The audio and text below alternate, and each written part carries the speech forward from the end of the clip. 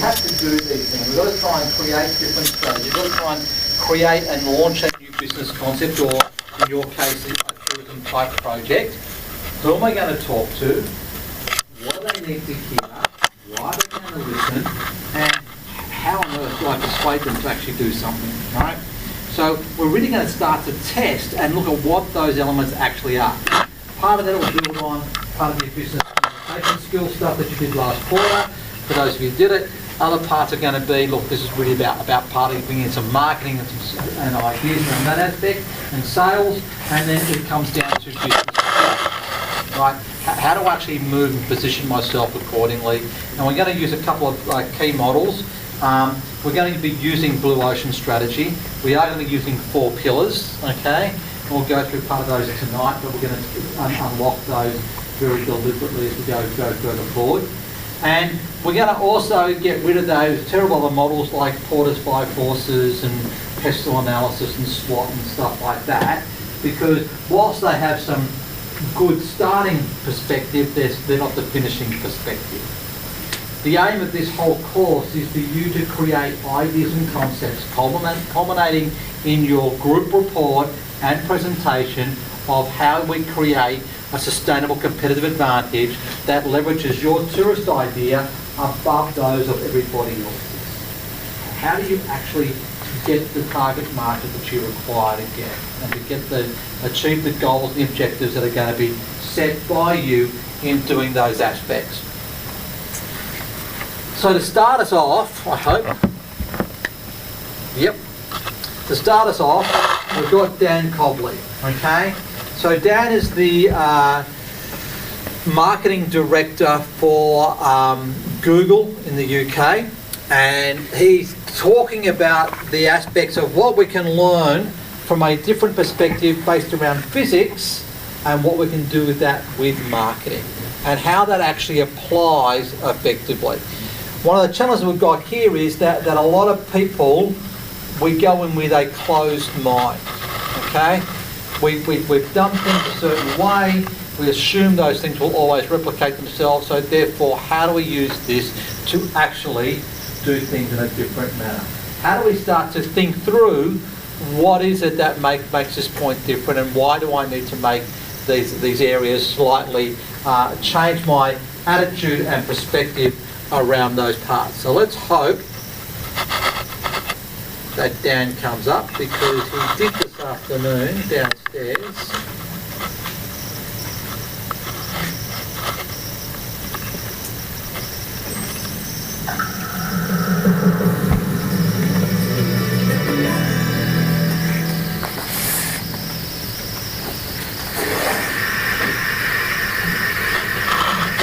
So I work in marketing, which I love, but my first passion was physics. A passion brought to me by a wonderful school teacher when I had a little less grey hair. So he taught me that physics is cool because it teaches us so much about the world around us, and I'm going to spend the next few minutes trying to convince you that physics can teach us something about marketing. So, quick show of hands. All customers differ, all customers change, all competitors react, and all resources are limited, okay? And what we mean by that is segmentation, right?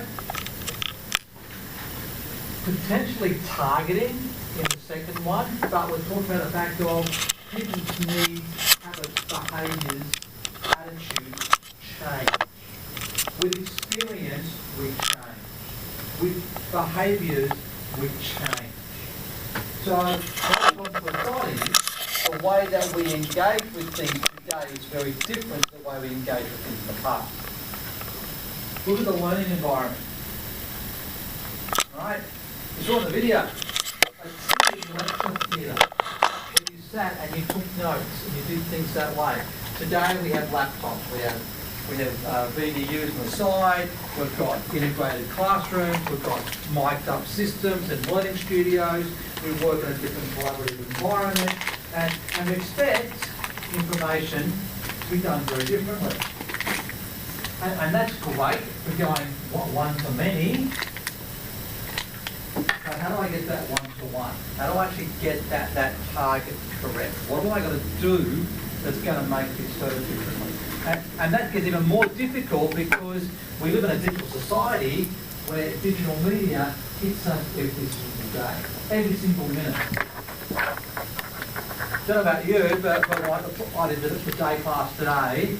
I cleared my mailbox, right? I'd driven from a client to here, after clearing my mailbox, got here, and there were 18 more messages. There were another 24 messages after this last break. Alright? Oh, and by the way, they weren't just random messages about these messages of, oh no, here's full information, here's what we need to do, here. They were important type messages to get the other stuff, right? So how do we get this kind of stuff? How do we get heard? How do we get our message to be relevant to our market? I mean, I'll look at things like saying what he says here is, if our brand's small and agile, we can reposition it, realign it, to help it to be acquired, then expanded, and then retain the right type of customer.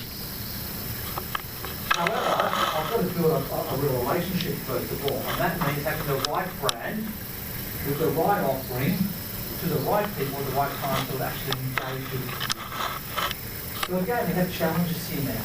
We have significant aspects that change the way we have to start to think about it. The fact that we can't be or do the same thing time and time again. You know, that's where you get the fact of Einstein's thing. You know, the first sign of madness is trying to do the same thing over and over again, expecting a different result. Bottom line's not going to work that way. So the fact that we're thinking about, hang on, why do people want to do things? The majority of you are in the millennial marketplace. My sons are in the millennial marketplace. They don't want theory. They don't want advertising that says, here's what you do with it. They want to be talked to in a way that says, here's the experience. This is what it's about. This is what you can expect. You know? Look at TV advertising today. Go on a cruise. No, live the life. You know, have fun with the family, do the slides, do the tarts, play on the beaches, do the whole lot. It's not about, here's a cruise, 14 nights, you know, $2,000 a person type of stuff, you know. It's got to change. It's got to entertain before we educate and inform and then try and persuade. So we have a real challenge ahead of us today. The market's far smarter. Then we're awakened much more to what people are doing and where they're heading and what's being done. And therefore we've got to do things that are far more deliberate. Our observation of people has to say, oh, hang on, is that exactly what really happens, or is that what they're trying to show us? What's reality? How do we define what reality actually is becomes a real challenge for us. So we have to start to be far more deliberate about what's going on. The last point about entropy, right? It is, chaos exists. Your message, that experience that person has of the service you deliver goes viral automatically. Now, there's problems with that. It's great if it's bad service or whatever, but a person's just frustrated. What do you do? How do you handle that? Because it's permanent, it's out there, it's on the record, what people think and how they perceive it, and even if you take it down later on, people say, oh, but you know, they said this and they took it down and all this type of stuff, and it comes back. So how do you get your message right? How do you get people to be advocates for you to promote it effectively? If I haven't got that relationship, if I haven't built that aspect correctly, haven't got the right customers, then I'm going to lose control. Now, in small parts, that doesn't make that much of a difference, but when it goes viral, it makes a big difference. Massive difference. So think about what the impact's going to be. How do we change people's behaviours? Actually, change their behaviours, biggest, hardest things to do. I've done work in the food industry, right? Hardest thing to do, to get people to do, is to put something in their mouth and to eat it and drink it and therefore swallow it. Wouldn't you hate to be the marketing manager, marketing Brussels sprouts? I mean, seriously. Doesn't matter how good they may be or how fantastic they put them on MasterChef or whatever it might be. The bottom line is, people go, I had a bad experience eating Brussels sprouts in the past. That's going to define my attitude towards a product. Define my attitude towards a product. How do I change your attitude? How do I change your behaviour? This course is really trying to take you to think about, actually, how do I get people to shift? How do I get people to do things? We're going to do tourism. How do I get you to want to go to this particular destination for this activity? Hey, what's best for all of us is, in fact, where do you want to go in Australia? What do you want to do? Because Australians are very different people. Australians travel, they just don't travel in Australia. Right? I had a group do a presentation on tourism from one of the other colleges on Nepal, right? And they came up with all these stats and they showed the Australian tourism and said, great, here's how many Australian tourists there are per year, and it's over a couple of million people travel, right? 1,415 people go to Nepal. What? 1,415. What's Nepal doing wrong? What's Nepal? Is it a bad place? Why is it not getting more of the marketplace? So, and these guys, or Nepalese, talked about how do they change and reposition the Nepalese brand. And by the way, you should have seen the whole audience went, we had no idea. Wow, what a great place to go. Because what they said? Oh, Nepal is all about hiking and doing mountains. Mount Everest, it's go hiking, you do base camp, that's what it is, that's all sort of. No. Paul's got bucket loads of stuff to do. Whitewater rafting, parasailing, paragliding, you've got bungee jumping, you've got motorbike riding, you've got, all the temples and stuff in Kathmandu, you've got Chitwan National Park with the elephants, and I had no idea they had all this particular part, right? So awareness, how do we get that awareness out there to what's going on? And if somebody's hijacking your message, how do you control that? How do you get people's attention over that aspect, right? Particularly because people's attention is now incredibly short. Technology's made it short. If I don't get or find the information I want within 30 seconds, I'm gone. Completely gone. And I won't go back to that page, right? I'll continue on and search elsewhere. Because I want that information for me at my time and me now. So we've got from that aspect of, that's why there was that argument about trying to call the current generation the I generation. It's like, I want instantaneous, what do we get? Right? How do we change those behaviours? How do we actually get that part done? Because people don't go shopping, right? Who went shopping over the weekend at Myer or DJ's? Did anybody? Well, of course you did, Josh. The friend's birthday, he wanted socks and chocolate. Socks and chocolate, there you go. That's very generous of you. So, bottom line is we have one person. The rest of us go, hey, we'll shop online whenever we like. We'll shop online at work, at uni, on the way on the train, or on the way back home. What do we have? We will shop whenever we like or whenever we require it. Because you know what? It's not that important. Oh, you know, okay, there might be the occasion I need a shirt right now, but in reality is, I like that shirt, I'll buy it, and I can afford to wait a couple of days for it to arrive, right? Behaviour's changing. Attitudes of behaviour are changing. So what are we going to do to make it real? If we can't get people's attention, right? Because here's the challenge for you guys. You've got to engage all your groups when you're doing your presentation. What do they want to listen to? What do I want to hear what you have to say about your topic? What is it you're going to do that's going to change their aspects and their behaviour? What element is going to make a difference for them when they walk out of here. They go away with, hang on, wow, I've learned 7 new things. Right? As I say, that Nepalese presentation that the guys did, it really was. It actually, you saw the room shift. The room shifted with what they did, the way they did it. It's the same way the guys from India sat there and said, we all thought they were joking, right? They came up with an idea of marketing Indian wine to the Australian marketplace. And we all thought they were, you guys are joking. India's got a wine trade? India's got a wine trade. And everyone's going, they had no idea. They walked out going, wow. And they walked all about going, hang on, it's built around Chenin Blanc and it's done with the reds, they're doing this, they're doing that, and Sula Wines is doing X, Y, Z. But they walked away and went, wow. And their attitude, their strategy was great about what they did, right? So we've got to think about how we're going to get this part done, because this is what this requires. We've got to think about it differently.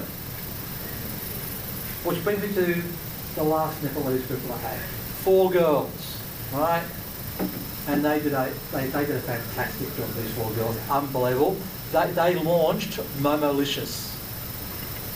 And I tell you what, the Momos were unbelievably good. That was so good.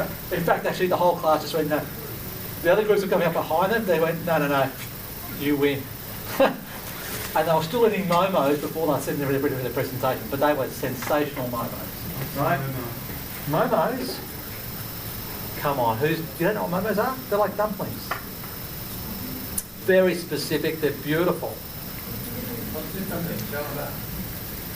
They're beautiful, they're great.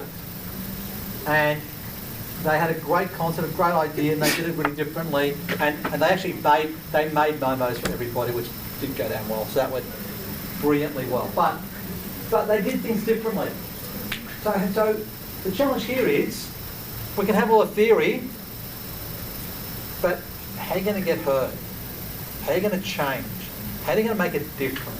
And IBE1 is about channeling all those ideas, all those thoughts and all those concepts, going, how do I sift through those aspects and then create a viable outcome? All right? So we're going to take a break, okay? 15 minutes, go stretch your legs, get a cup of wire, is on view. Okay, there's no textbook, but there are a series of readings that you'll be required to be up to speed with, and we'll be using those on the way through, doing different exercises as we get things done. Right? So the Saturday workshop, for example, we've got some different exercises we'll do based on all the readings around 6 hats and also a lot of other challenges that we have that are always a bit of fun. And then we're going to, I've also got up there any other additional type of readings that come out throughout the quarter. I will upload via announcements.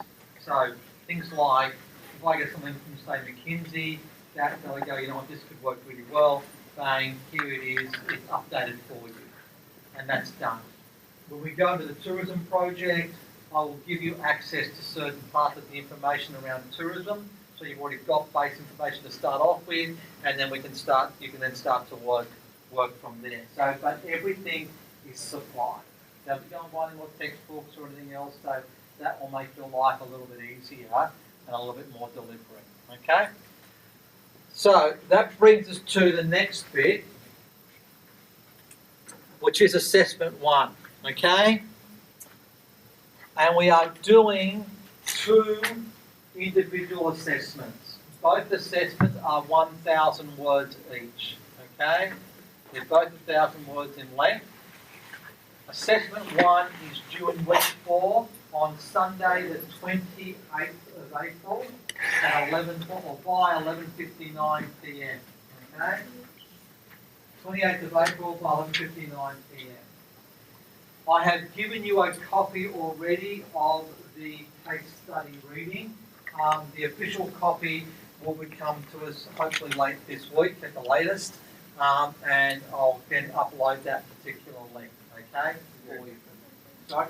No, there's not, but it's about how you can, one of the ethical aspects about doing it right. So the fact is we've told them based on the interim, this is what it is, so people can keep going while they get audited, and then you download them and we pay the license anyway, so it's not a problem. Okay? But you'll notice that they're from my Macquarie Unit stable, which I've had done for a while and put through.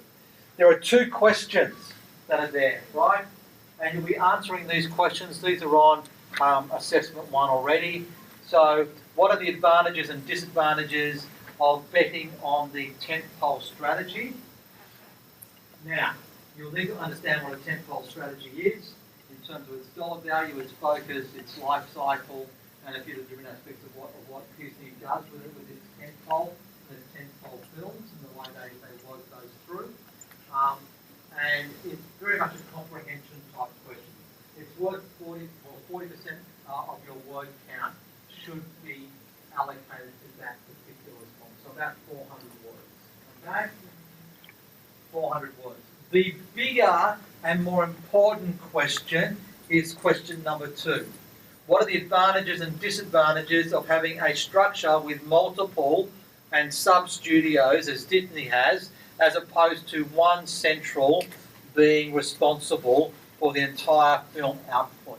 This says that Disney basically does everything very differently to the rest of the Hollywood production system. Okay? They have gone out, and you'll see there's Disney, there's Pixar, there's Lucasfilms, there's Marvel, right? And one of the things we have that's different in a roundabout way for that aspect, I'm going to bring this up, is this.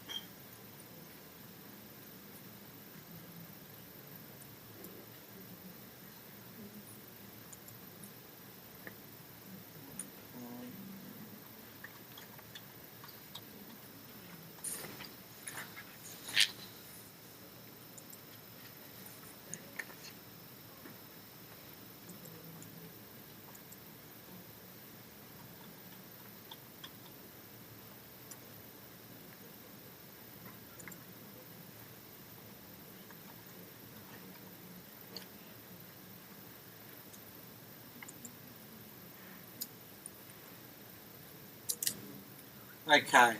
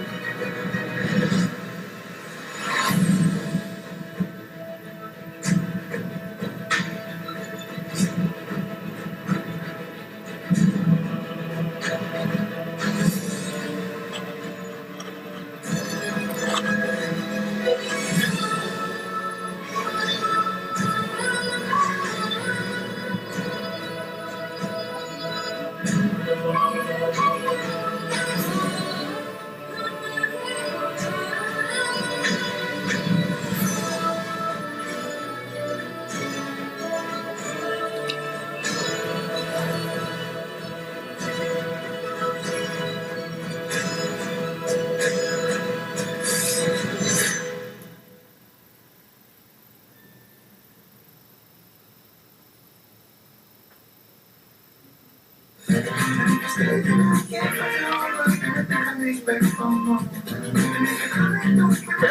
Bonnie made a friend in class. Oh, she's already making friends. No, she literally made a new friend. I want you to meet Forky. Hi.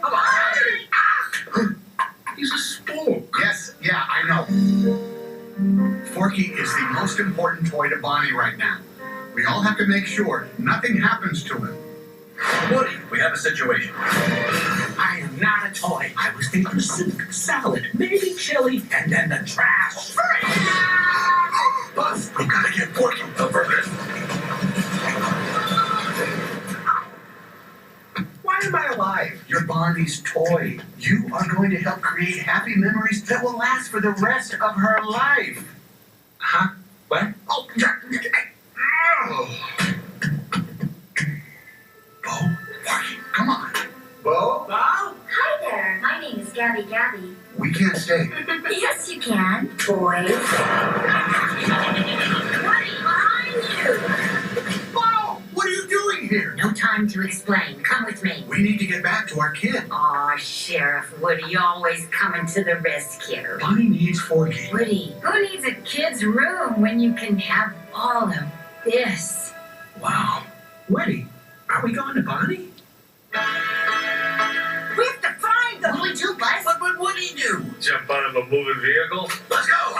Yeah, you gotta go. If you should ever leave me. You know, you've handled this lost toy life better than I could. Open your eyes, Woody. There's plenty of kids out there. Sometimes change can be good. You can't teach this old toy new tricks. You'd be surprised. Bonnie, we're going home, Forky. Mommy, I'm coming! On my way, Woody!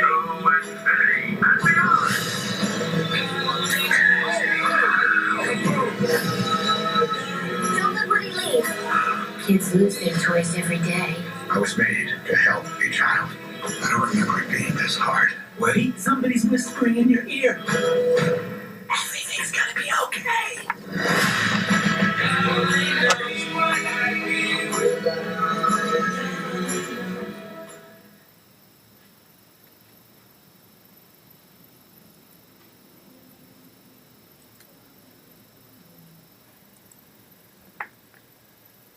So, Disney, sub-studios. Pixar, very different to Disney. Right? Look at the difference in the advertising, the story, the theme, the value. What are they actually trying to do? Compare that to Marvel, right? And what's going on with Marvel? What happened to Marvel in the last little while? What's just been released? Captain Captain Marvel, and Captain Marvel's unique because she's a girl, right? They've taken it, they've moved it through, looking at where this organisation's going. So they have these sub studios that are very specific in what they do, where they head. Look at what Lucasfilms does with Raiders of the Lost Ark, Star Wars, obviously, and where they're heading with these aspects. So this second question really said, what is your opinion? What do you think? Why do you think this is important? Why do you think this is relevant? What are, according to you, the advantages and disadvantages of this strategy? As opposed to one studio doing everything in one particular way. Okay? So think through that aspect. That's what this is about. So, looking for 600 words. First person, by the way, it's your opinion, right? This is where your references in question 2 will really come into play. The case study is not a reference, okay? This is over and above that. So, what type of models or strategy or ideas do you think are going to be important to this particular part? Okay? But don't forget, Disney's more than just movies, right? There's resorts, there's live action, there's theatre, like Disney on Ice, those type of scenarios that all come to pass and to be. Okay, so these parts become critically important. How do they relate to the film aspect? Sorry? So I suppose it's talking about a lot more change than life cycle rather than... So there's a range of different things. So when you're looking at this aspect, the fact is that Disney goes on a situation which says, hang on, we do everything every 7 years. There's something new, right? There's a continual regeneration of every new film for every generation that comes forward, right? Whereas Pixar, right? They launched Incredibles, and when did Incredibles 2 come out? Yeah. And how many years in between? 16 years. As opposed to Disney going, hang on, Lion King 2, 3 French, and they keep pulling them through, right? Working through what's going to be done, where this is heading. Disney's a classic scenario, okay? It's a good one. It is the largest independent studio in the world, and it does actually make a significant point of difference to what they're going on, where they're heading. So look at that aspect, okay? Look very carefully to who they are, what they're about, and why they're important. And you enjoy it. Disney princesses and all, okay? Beauty of the Beast, okay? Just nobody get up and sing Let It Go, that'll be fine, thank you very much. Oh, that was a good joke for you. There's a good joke for you. Why don't you give Anna a balloon? Because she'll let it go. You want to hear your joke, yeah? Oh, no. Give me a break. Come on.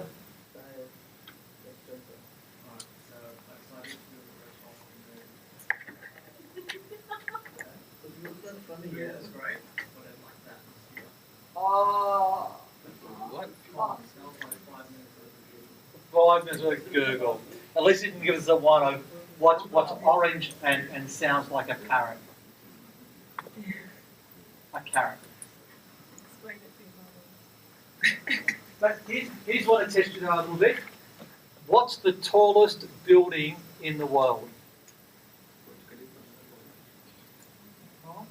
What's the tallest building in the world? The one in Dubai. yeah, Dubai, yeah. Dubai, the Barge. Yeah, Burj Khalifa.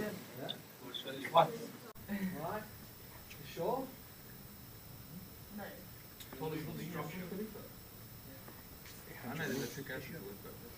It's a library. Because it's full of stories. How many stories?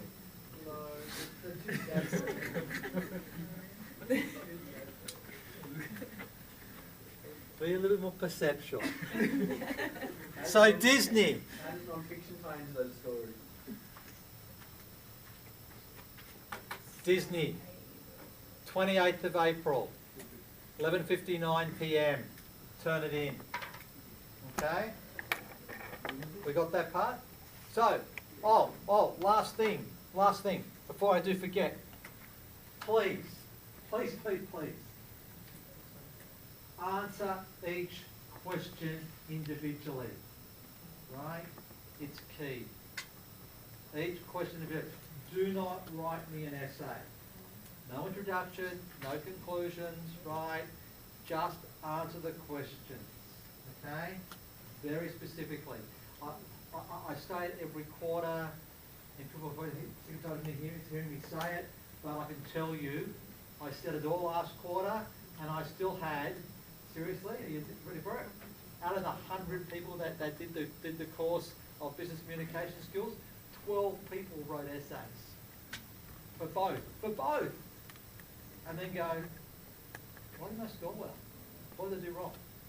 Well, it says, answer each question separately.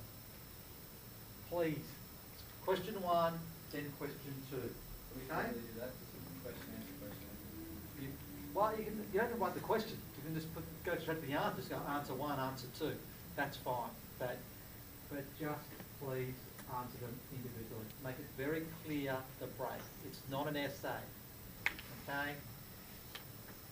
Yes, you'll use essay type principles in answering the question you approach, but you'll need to think that through. Okay, so that's Disney. Would that essentially be 500 words per question? Sorry, no, it's 400 and 600. I have 64 there. Yep, okay. All right. Assessment 2, we're doing Sandlin's wines, okay? Again, this is a real business. Feel free to go online, look at Sandlin's vineyards and what they're doing and what they're about. But what they basically do is they grow, or they produce what they call old vine wines. And they produce traditional Californian wines, predominantly from a Spanish type background, in order to try and meet the needs of a premium wine market. Young Mr. Pasquale down there on the right-hand side there for you. He's a real person. And this brand does exist. You're going to answer 3 very direct questions. Question 1, should the Pasquales buy the East Side Meat building? And by the way, there's no right or wrong answer for that, by the way. So you need to show us what your argument and your logic of that's going to be, and how it's going to be. And I'd put 20% of my words around that part, and we use some form of matrix table to show your thoughts and logic. Is the premium wine market an attractive market? There is information inside the case study that will help you to define whether that's valuable or not in terms of what it's doing. And we're also talking about here about all customers differ and that all customers change, just by way of thinking about the 4-action framework. And then we've got, does Sandlin's have a competitive advantage in the premium wine market? Your opinion, do you actually think they can make this successful or not? And that's 50% of that particular mark. So 500 words on that. So 200 words, question 1, 300 words, question 2, 500 words, question 3, 1,000 words. Okay? 5 references though, probably used in and around probably questions 2 and question 3 in terms of what's being done. Now, both these assessments are case studies, right? What we mean by case studies is that all the information you need to answer all 5 questions are contained within those 2 case studies. You do not need to do any additional research on the topic about premium wine sales, what is a premium wine and wine markets and stuff like that in the US and stuff like that. I appreciate that there might be information missing and stuff like that, but you just take what's inside the case study.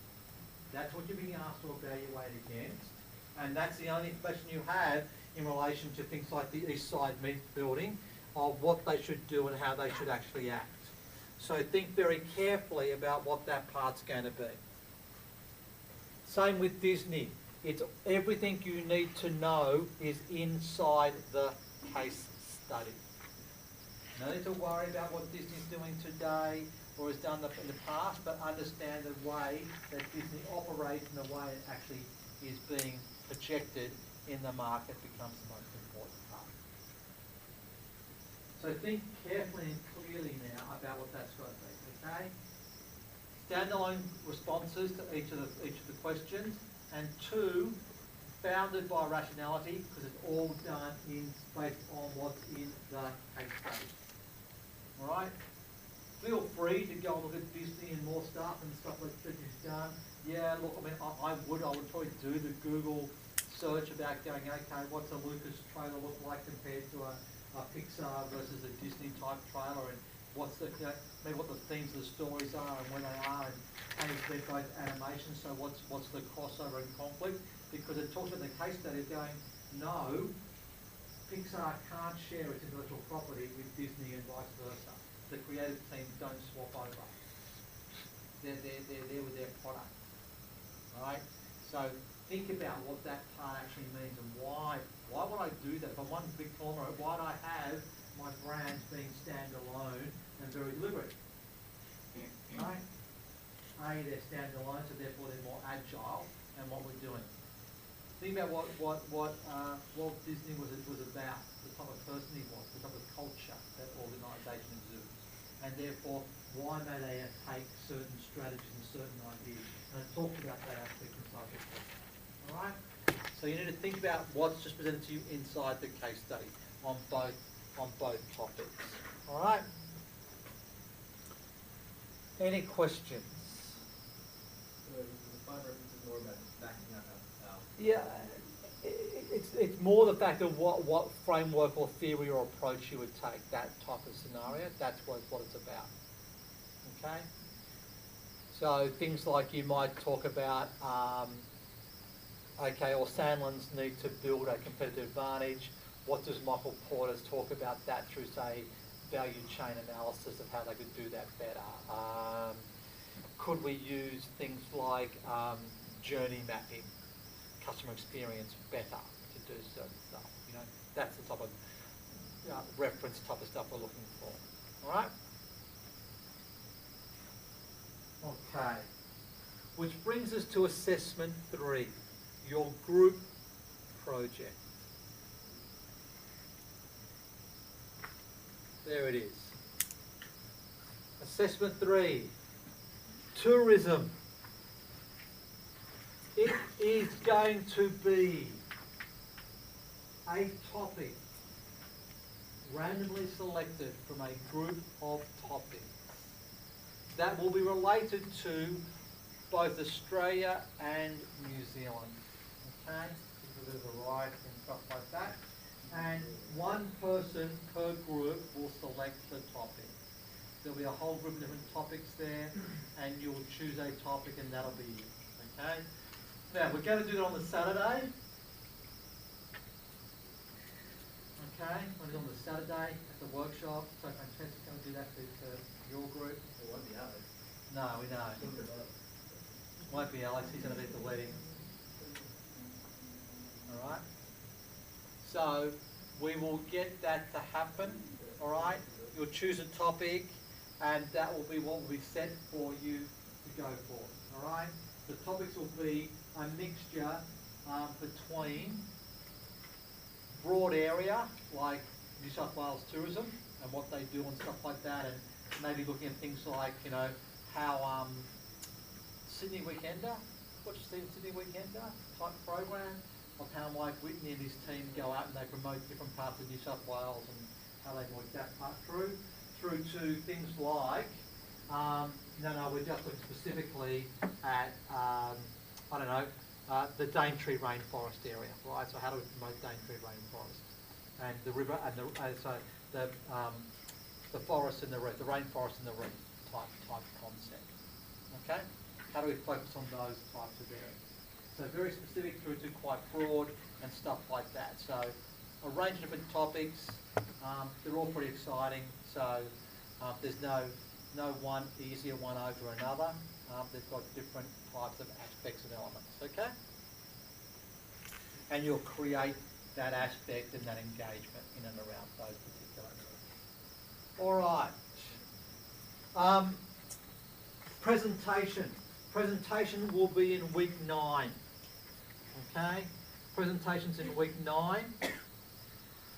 There's 36 of you in the class, because one of the guys has transferred through to the afternoon class, or day class. So there's 36 of you, so there'll be 9 groups of 4. Okay? 9 groups of 4. So you've got 4 weeks to get your act together and work that part out, but now's the time to work that through. So 9 groups of 4 to make that work most effectively. All right? Presentations week 9, and then we will have week 10 will be a free week for you to sit back, relax, and study for other topics, whilst you then finish off your group report, and that's submitted at the end of week 10. All right? So the report submission will be on week 9 or week 10. So you got a week after that to fix everything up and to get that all finished and completed. Okay?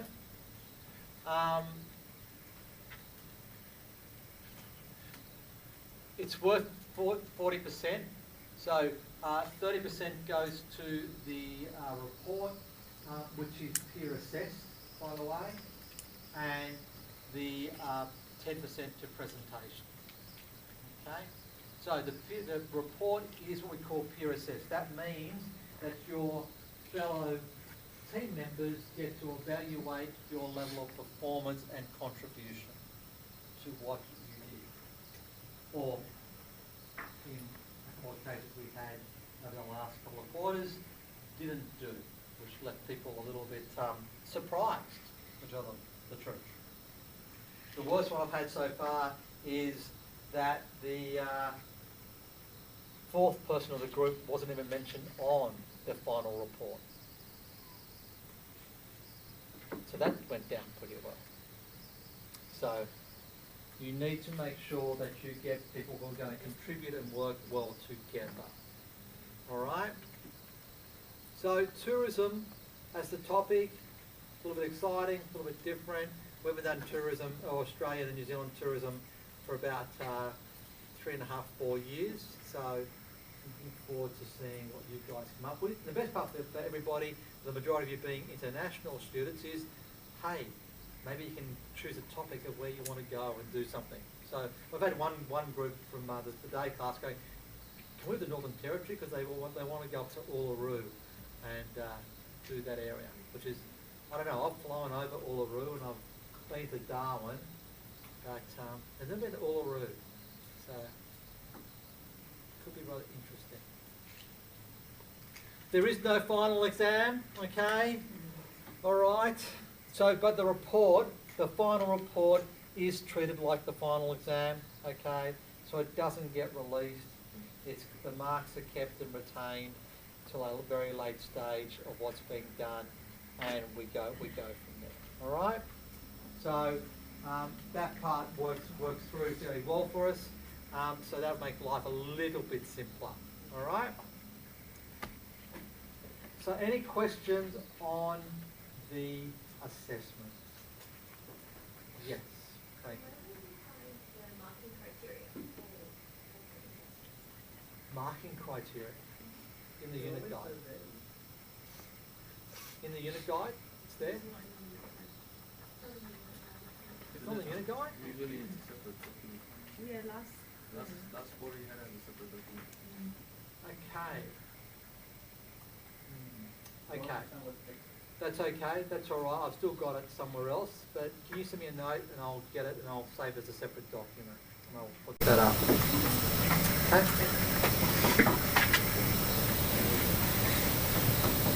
Oh, that's why.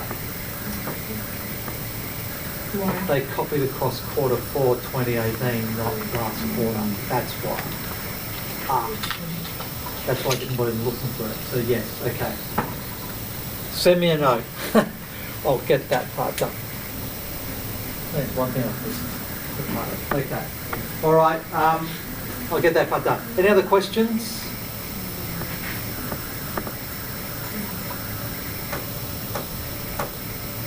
Okay. I still mark the same way. Highest similarity to the lowest similarity. Okay. So let's hope there's not a whole lot of similarity. We got through okay last time. The worst similarity I had last time was 100% similarity. That did cause a bit of a headache. The person had submitted to the wrong subject, and then the person didn't delete it and wipe it off the system correctly. Yeah, we got there eventually. But yes. Okay. All right. So, if there's no more questions on that, let's move forward. My mate Simon Sinek. Okay. We're going to talk through very briefly here him and the golden circles and what his opinion about that is, and a way to think slightly differently. From here we're going to go into some different frameworks and ideas and concepts. Then I'm going to wrap up with the final model that is encapsulated, that encapsulates all of the second lecture slides in and around the frameworks that are being discussed and being used. So I've got a working theory model for you to help you to work that part through. So let's go through with Simon first of all and work our way through here. Oh, that one didn't work. I don't know why it didn't work. So this hyperlink.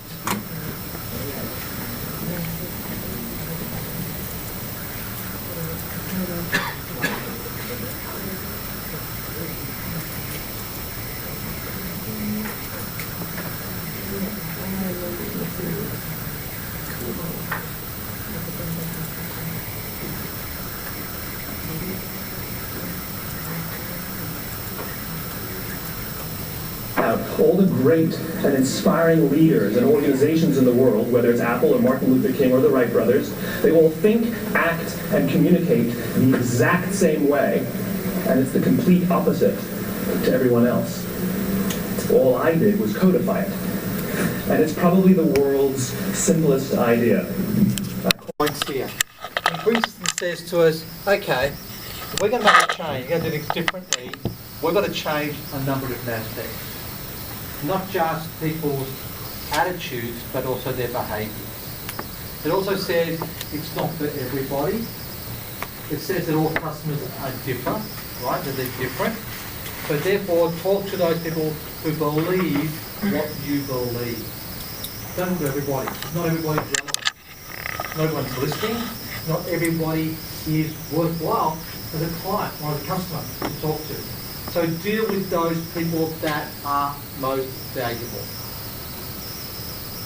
It says from there, if we believe or we understand who those people are, then how do you build that relationship with them? How do you retain those groups of people? Right? How do you transition through the dynamics of what we call all customers change? Attitudes, behaviours, life cycles, critical events, age, different types of demographics, all these factors come into play now and started going to us, well hang on, if people are changing, why are they actually changing? Because segmentation is no longer just demographics. Where do I live? How old am I? Male, female, what sort of education do I have? So it's a range of other elements and aspects in those critical importance. So how do we build those parts out become relevant now? So which parts become most important? And he starts to lead us into areas what we call about AER and BOR strategies, which we will capture in the next little bit. So these simple ideas start to germinate and create a level of focus and aspect and attitude that start to change who we are and what we're about. And that's going to be the start of our journey. All right? And what we're going to do from here is start to consider some of the back frameworks and look at those from there of how we're going to move forward and then move this into strategy in different areas. But before we do that, let's give you all a 10-minute break, okay? 20 past 8, back in here, stretch underway. Couple of aspects for you to consider, okay? This is where the learning starts to really take hold for you to start to think your way through it. Firstly, we need you to start doing things differently. This is not a learning experience where read the textbook, regurgitate the information and pass it out. This is very much about you taking things out, testing it and working out whether it's valuable or not. So we want you to start to think like a manager. That's what we're doing our courses for.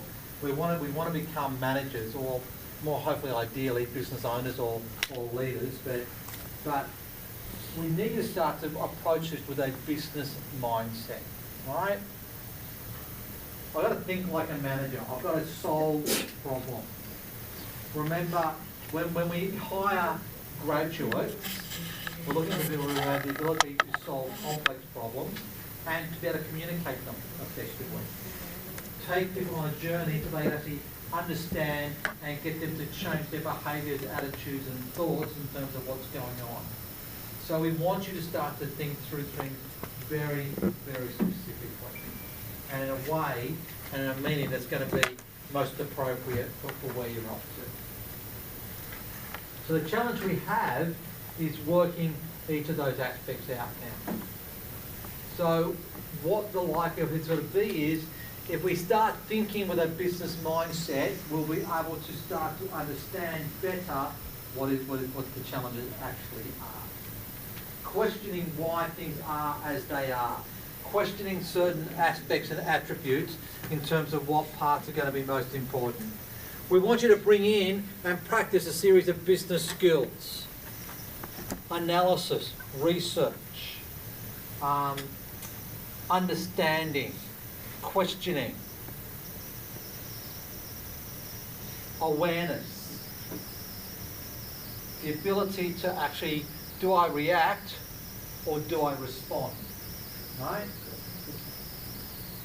Two very different actions. So which processes and procedures are most important for us? So how do I think these parts through most effectively? What type of models or theory do I need to bring these parts on with effectively? So if we're going to start to make decisions, what sort of aspects do I need to understand? Then we're not talking about doing regression analysis, right? We're not talking about doing conjoint analysis and stuff like that, because in reality, most of us don't have time to go through all those processes. Most of us say, here's an opportunity, let's do what we call a quick and dirty analysis, go, could this work, can this add value, ask some serious questions, and then work our way through and go, okay, let's take this out and test it to see if it's going to work effectively. And take corrective action as we go forward. So we need to see those business skills. How do you apply those effectively? Finally, the business content. What learnings have we got from what we know? What do we know about customer and customer management? What do we know about loyalty? What do we know about people's intentions and buyer behaviour? What do we know about the way the market reacts? So collecting data, have we been able to identify and build a series of trends and processes to project the way things are going to be done moving forward? Are we able to think through and clearly identify which aspects and which elements are most relevant to us to make things more valuable? So what can we do by understanding the integration around these three different areas?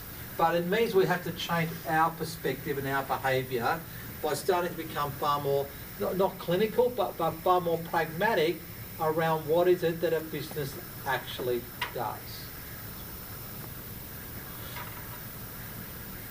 The 8 elements of thought. This wheel you need to print out. For you to successfully answer assessment 1 and assessment 2, you need to follow this wheel, right? Why? Predominantly because there's a bias already in play. Okay, it's not a major bias that's saying that information is false and not factual, but it's a bias, the fact of people have written the case study and they're telling you what their perception and their thoughts and their opinions are. And it's up to you to say, is that relevant or viable or valuable, and do we actually agree with it? So what is their point of view? What are they trying to say? What type of barrow are they pushing? Right?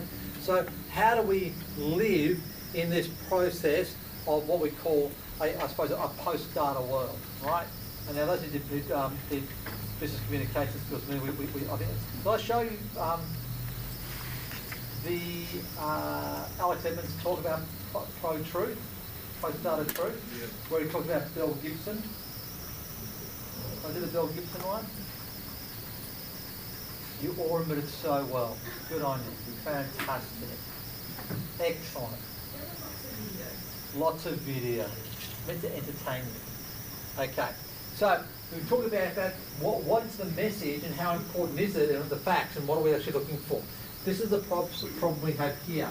So does the case study actually identify or give us information about the key problems and issues that sit there, right?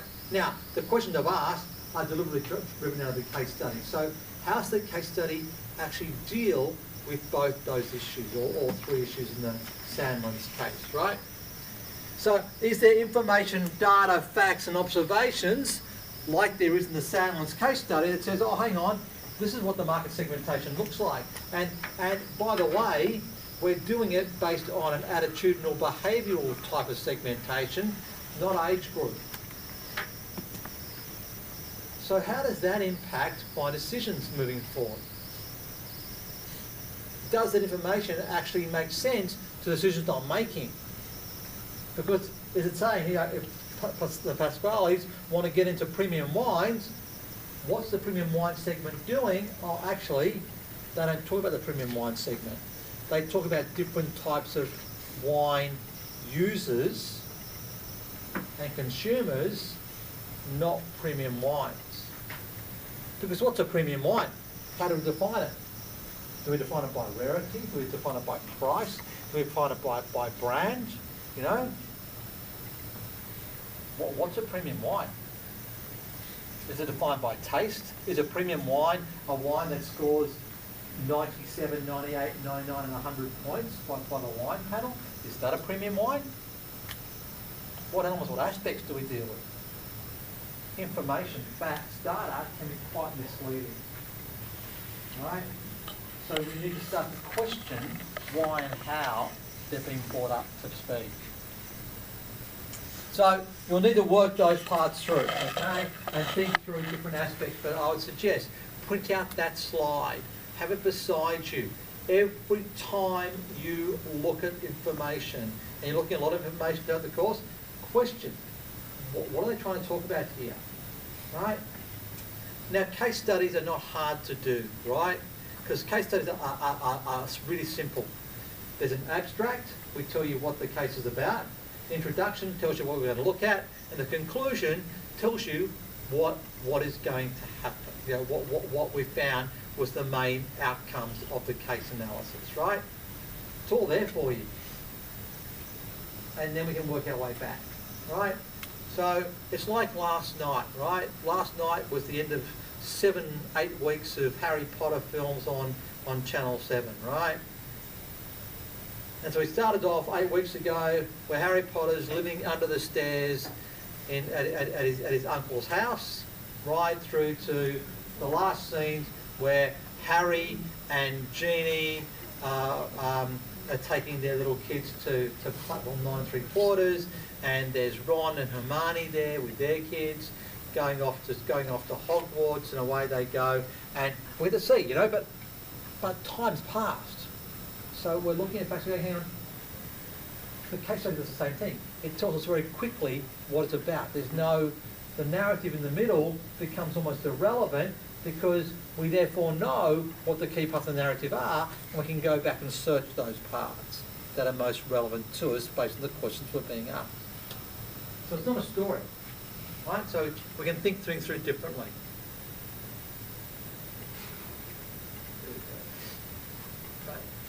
So the role of managers becomes critically important.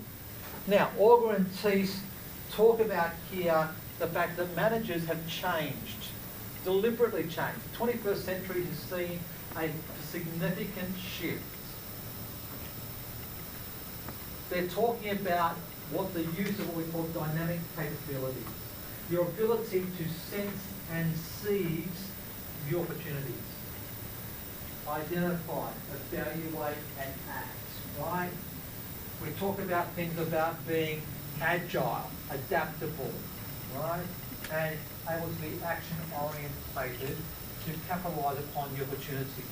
Because the opportunities occur quickly and we must respond swiftly.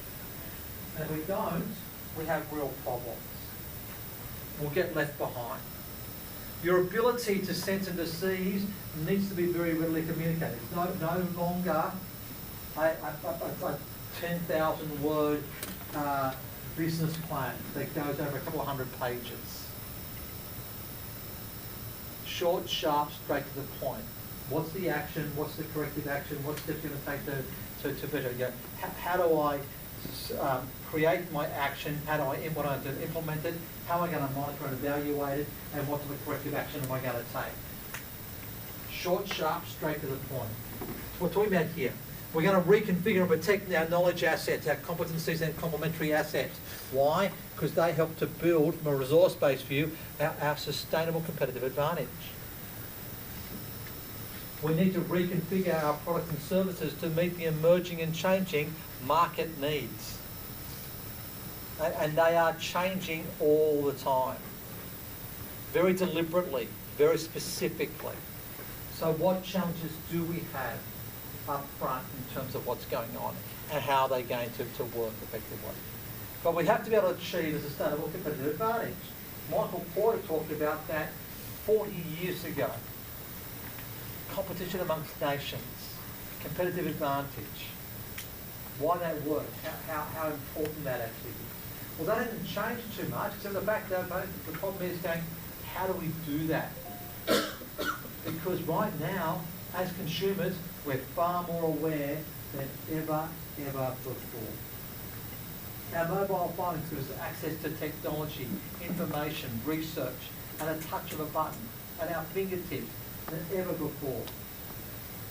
We're not reliant on people to do things for us because we have that at our sources. So if it's not relevant and not done properly, we will get left behind. So we need to think through very clearly what and why and how that works effectively for us. So, think deliberately, think specifically, think clearly around our 8 elements of thought. Dr. Google, great information, but who wrote it? Who put it up there?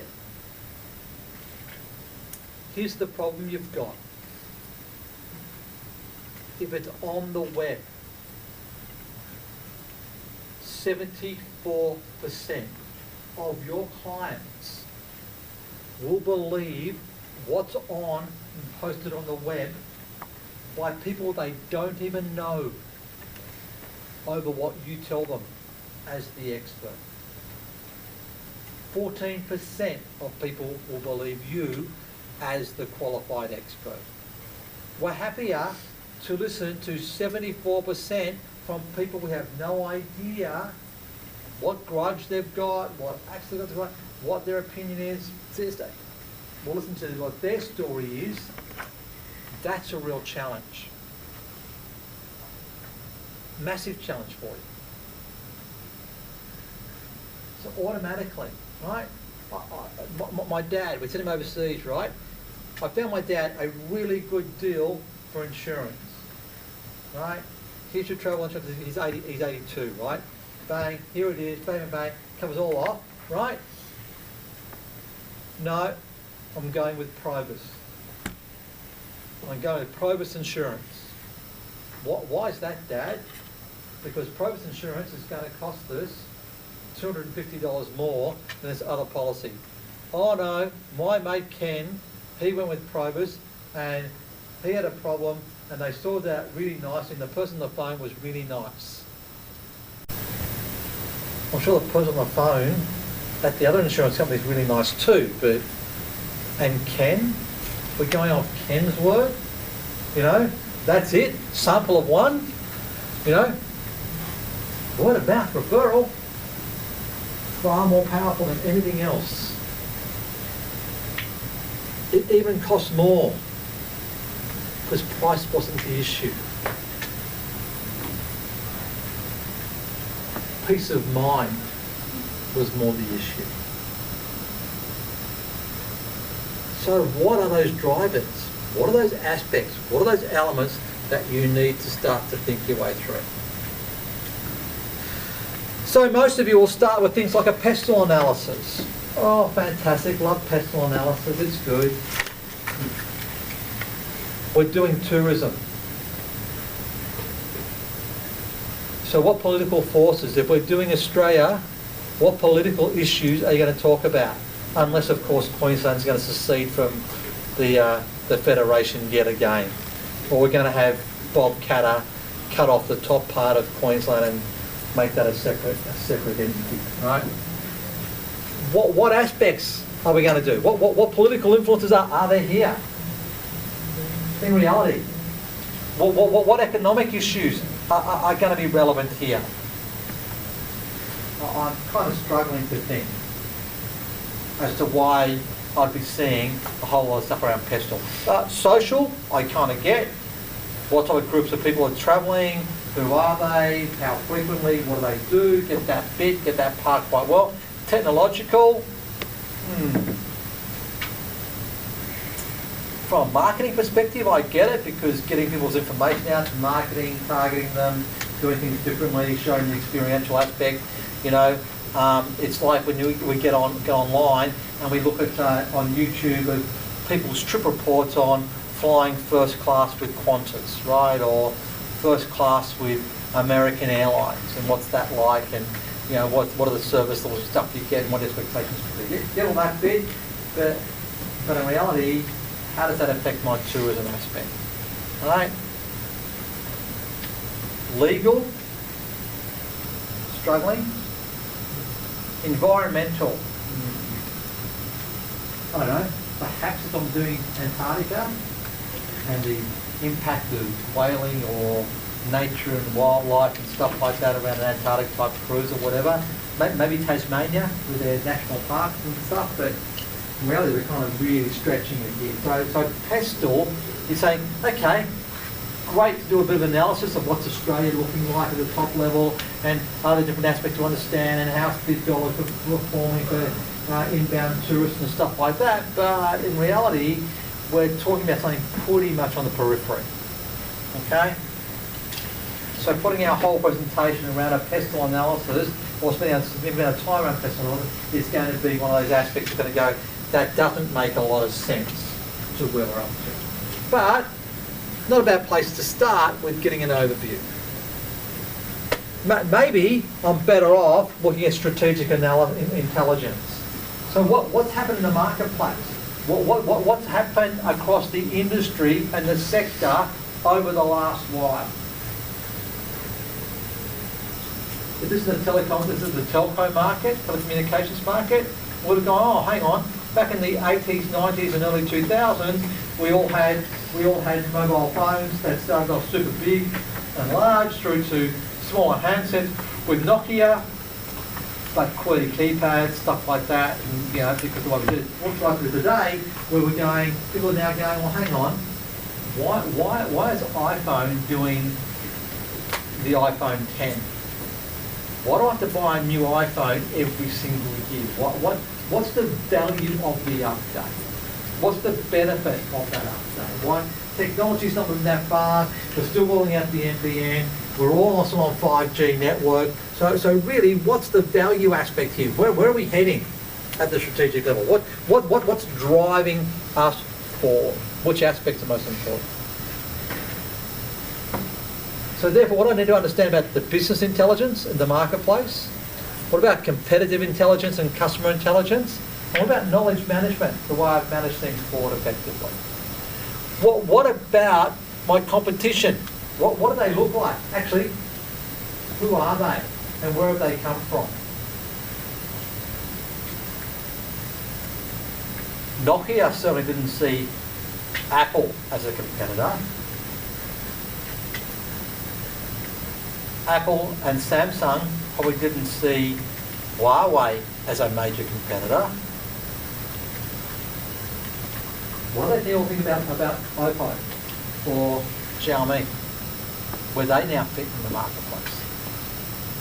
What parts are going to become most important in those areas? So what's my competition looking like? How's the market shifting and changing? You're doing tourism. Why would I want to stay and holiday in New South Wales? Well, I could go to Tasmania or South Australia or WA and have other different types of experiences and better value or better align, right? What about if I'm living in Victoria and it's getting too cold or down in Tasmania and going, oh, where can I go?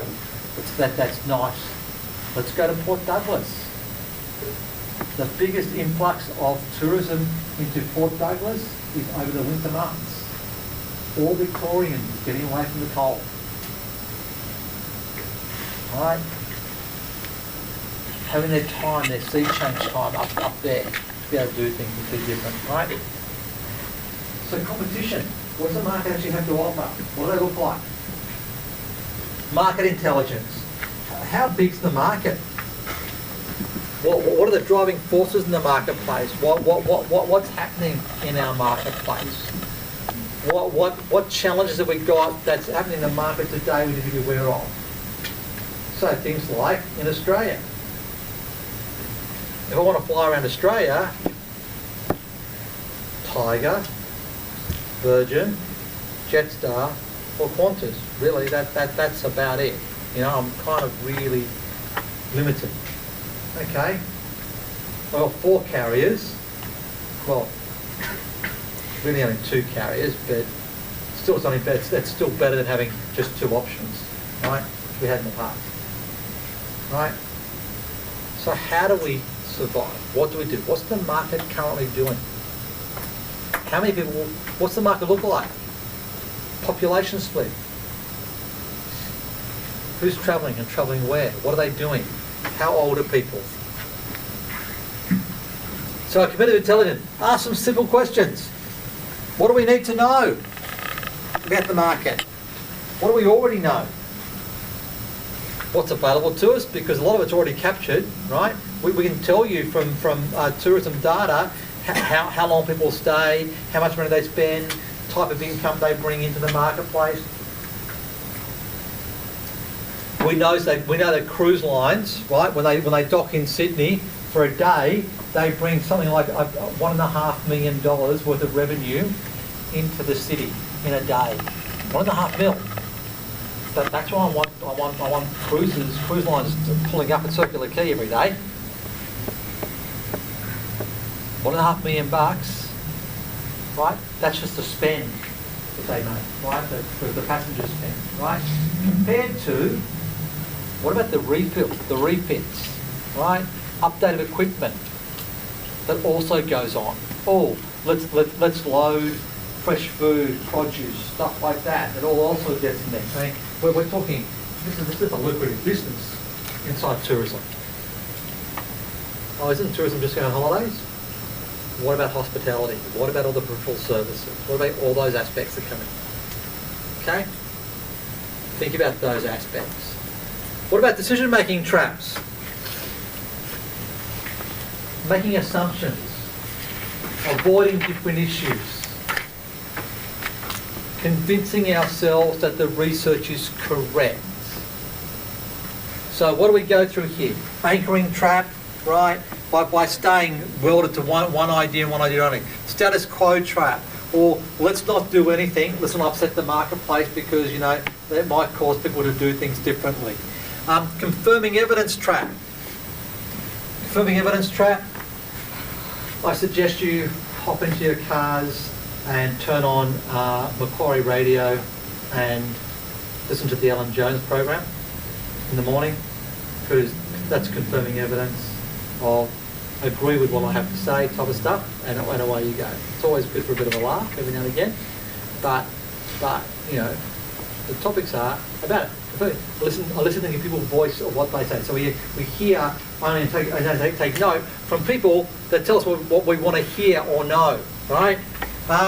What about our estimating and forecasting traps? Oh,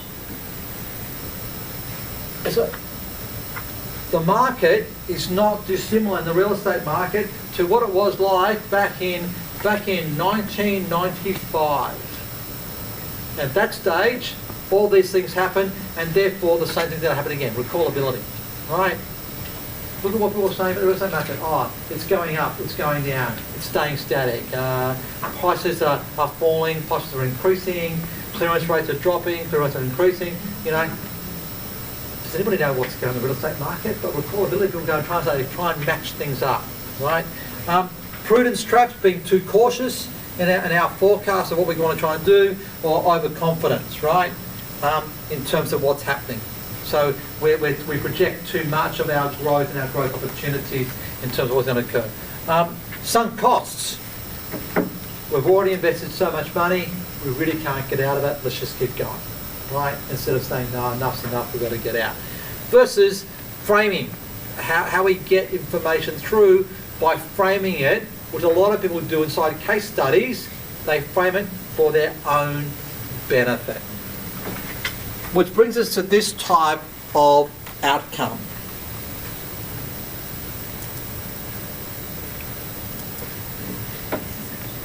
He's going to say something new and radical in the broadcast. Well, that silly grand design? Bernard, that was precisely what you had to avoid. How did this come about? I shall need a very good explanation. Well, he's very keen on it. What's that got to do with it? Things going happen just because prime ministers are very keen on them. Neville Chamberlain was very keen on peace. He thinks it's a vote winner. Ah, that's more serious, no. What makes him think that? Well, the party had an opinion poll done. It seems all the voters are in favour of bringing back national service. Well, I have another opinion poll done showing the voters are against bringing back national service. We can't be for it, Of against. course they can, Bernard. Have you ever been surveyed? Yes, well, not me, actually, my house. Oh, I see what you're doing. Well, Bernard, you know what happens. Nice young lady comes up to you. Obviously, you want to create a good impression. You don't want to look a fool, do you? No. So she starts asking you some questions.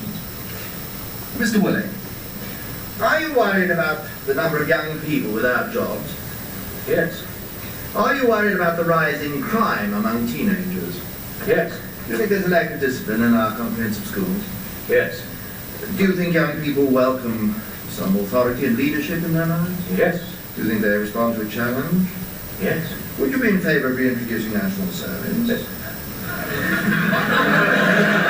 Oh, well, I suppose I might. Yes or no? Yes. Of course you would, Bernard. After all you've told you can't say no to that. So, they don't mention the first 5 questions, they publish the last one.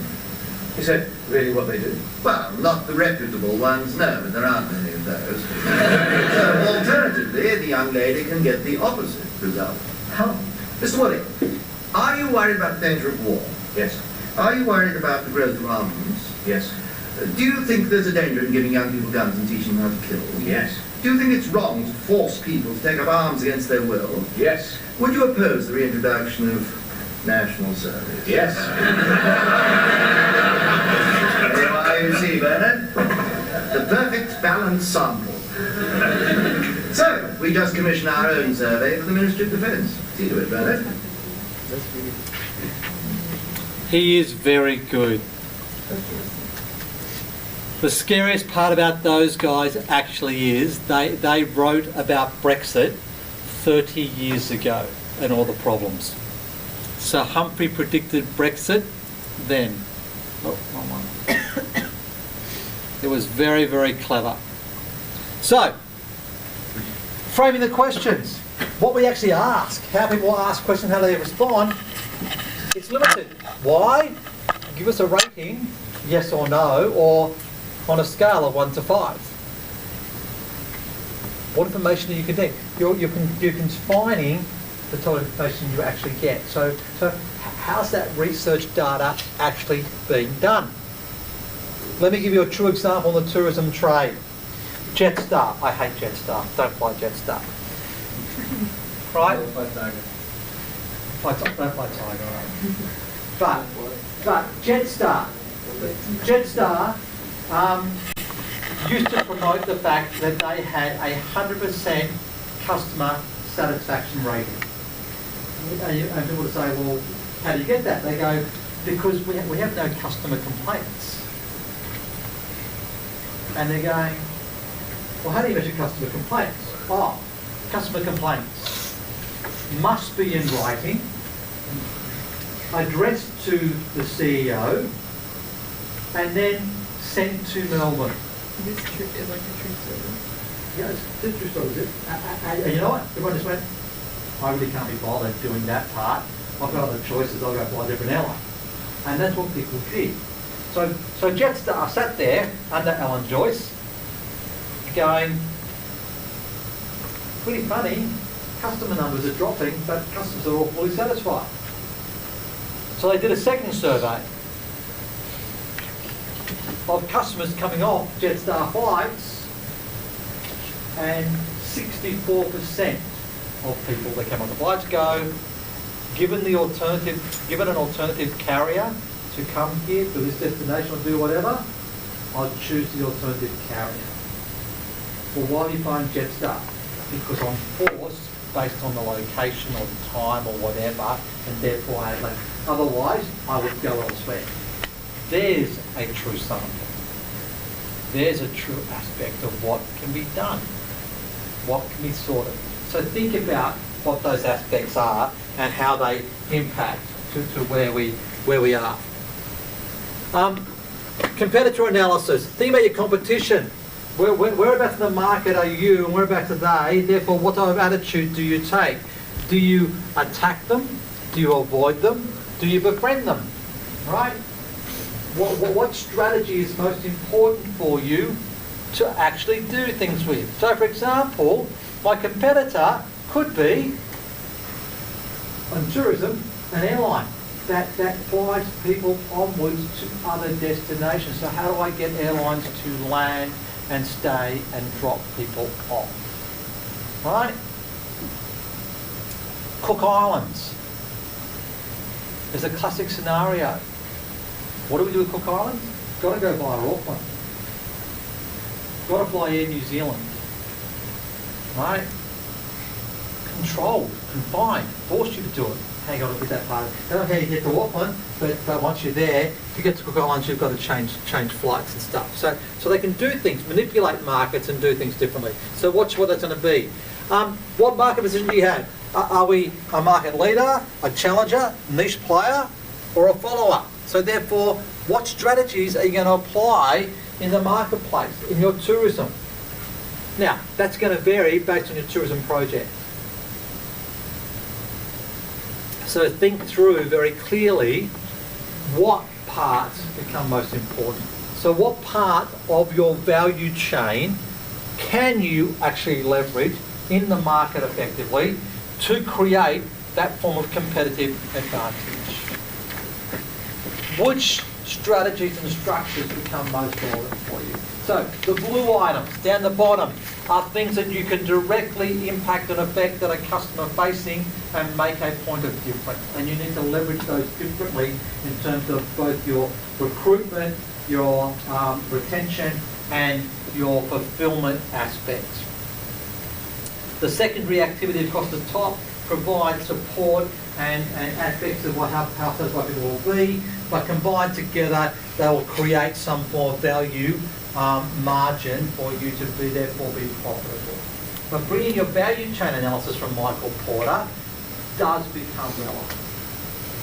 How can I separate my market out effectively to make it most relevant to the market and make that more beneficial? So we want you to think through very deliberately and very specifically across those areas. One more slide. This will bring us to the final part.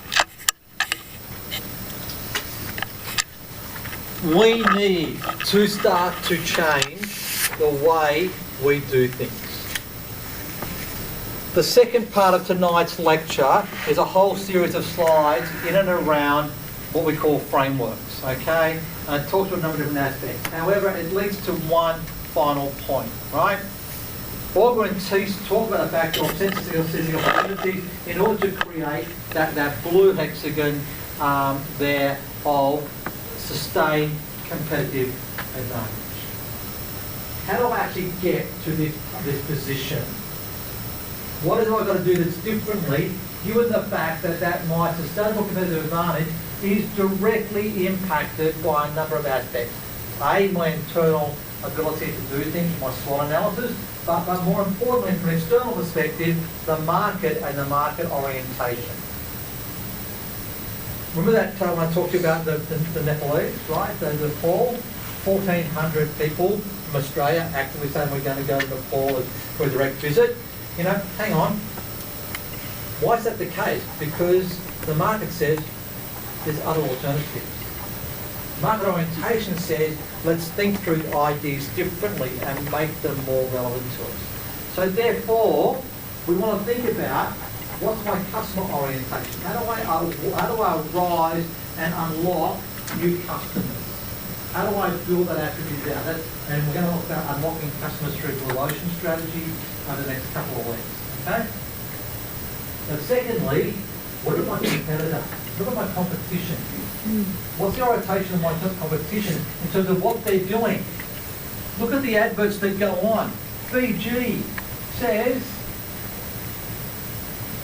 as a family, fly, mum and dad pay, kids eat free type of scenario.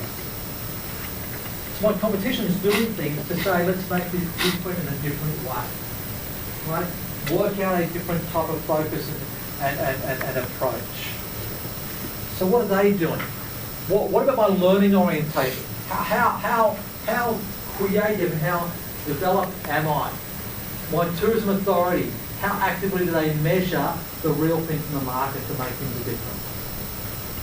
And which parts become most attractive for us? What entrepreneurial orientation can I have that can capitalise upon those areas?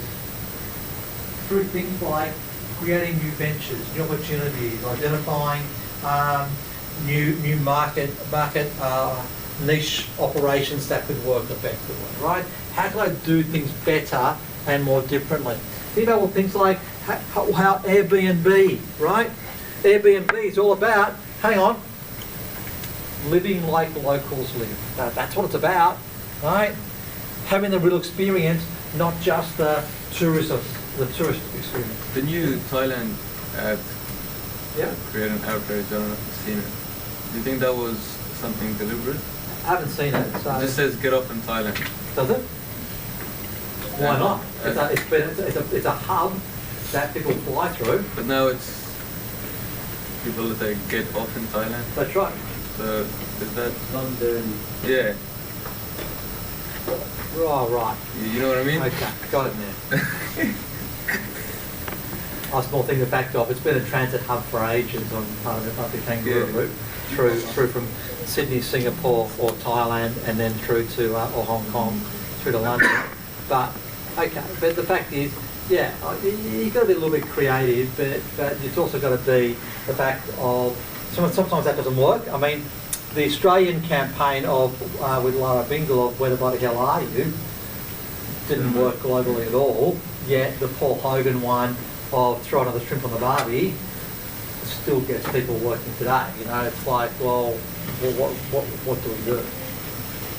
You know, and the say g'day type of scenario. Okay, so you need to think through some different parts around the market orientation. So to do it effectively, though, understand who you are, your SWOT analysis. What are you good at? What are you not good at? What opportunities in the market exist? What are the threats to the market? How's it changing? What's developing? Where are people going? And the likes, right? You know, for example, we do know that customer or that traveller is becoming far more food and orientated, food and beverage orientated, right? My dad, right? In America, you know. So Ben goes to me, coming down from Reading, from college to pick up Bob. Well, they all call my dad Bob, but because he couldn't say Grandpa when he was a baby, so he called him Bob. Because everybody else called him Bob, so he just got it from Bob. So all the grandkids call him Bob. But so he goes, I'm going to get Bob, and you know, he goes to me, but Dad, one of the best experiences we had was we had breakfast at a place called Mama's on Washington Square in San Fran.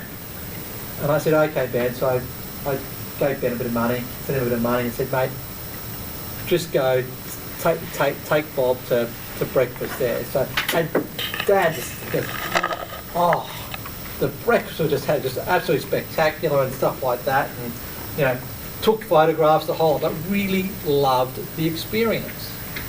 And then Ben took him back via Napa Valley back up to Reading, and they did wine tasting and stuff in the Napa Valley and stuff like that. But Dad's gone, what an experience of the stuff they've done together, you know, and the bond they've got from that. And Dad bought them both a bottle of wine. They've got one, Dad's got one and Ben's got one, and bring it back, and we'll come back to Australia and we'll sit down and we'll have these together and reminisce about the different aspects, you know? But bonding type of stuff, right? Thinking about those aspects. Why is it important? Where does family time actually occur? Over a table most of the time, right? It's where you sit down, you talk and you discuss and do things. And that's important. And create that. So we understand that food and beverage becomes really important in cuisine of people trying different things and doing stuff, you know? Jonathan, when he did his European tour over the second half of last year, you know, he tried the national dish of every country he went to, right? In Scotland, he tried two. Haggis. And, you know, the second The second national dish is? Unicorn. Deep fried Mars bars. And he said the haggis was great, loved it, but he said the Mars bar, he said, I've done it, I'm not sure I'd do it again. He said it was pretty sickly sweet, but he said it's one of those different aspects that you deal with. But as we dive, before we go so much, we're looking here to try and understand, okay, what aspects are important for us? What can I leverage to set me apart versus what issues have I got to start to deal with? And these that come down and say, okay, if I've got these opportunities, what resources do I have today that I can do? Or do I need to get? So what my capabilities, my competency, my capacity, how do I build these aspects out? And Grant will talk you through those aspects as you do that part of that research around resource-based view, right? Thinking about what it is we have. Because if I do that properly, I will create a clearly defined value proposition that is unique. Now, the word is unique, not the same as anything else. I cannot become uniquer. I cannot create uniqueness. I can't become the uniquest. Right? All I can ever be is unique. And everybody is unique. So how do we build out that aspect? How do we get our product, your tourism product, how do you make that unique? To talk to the market, not the whole market, to your target market. Your luxury traveller, your adventure traveller, your family traveller, your backpacker. Okay? What sort of traveller are you talking to? How do you talk to those more specifically? How do I build through that value proposition, create what we call VIRO? It's valuable, rare, right? So valuable means that it makes us money, it's highly profitable. So therefore, and hopefully it's rare, so that not many people can do it or able to do it. Therefore, it's inimitable, right? The fact that it's not easy to replicate. And it's either opportunistic because the market's crying out for it and we can capitalise today, or indeed it's organisation specific that we're going to get things done effectively. Which brings us to the last two major things here. Your AER and your BOR strategies are critically important. As we go through the 4 pillars over the next 2 weeks, we'll unpack how and why through customer relationship management, loyalty and segmentation, it becomes far more important of how we acquire, expand and retain customers to how we build our brand, create our offering and then develop relationships. If we do those things together, or the whole way through, apply those frameworks in a relevant and positive way, we will create a sustainable, competitive advantage that we can actually leverage into a market in a practical and meaningful way. So, all those other 24 slides that are in the second part are all on that one page. It's a working theory model. It's something that you need to be able to develop as a group for your projects. That can be tailored to meet your particular elements and aspects. Because parts of this is relevant, other parts based on what your approach might be, oh hang on, we've got to add something else in. Okay? So you'll need to work that part through. Alright, so that's it. Introduction done. We all get to know each other. The night is now over. Come and sign the attendance. If you're not on the list, we can please write your name on page 3 and I'll need some information from you on there. Away we go.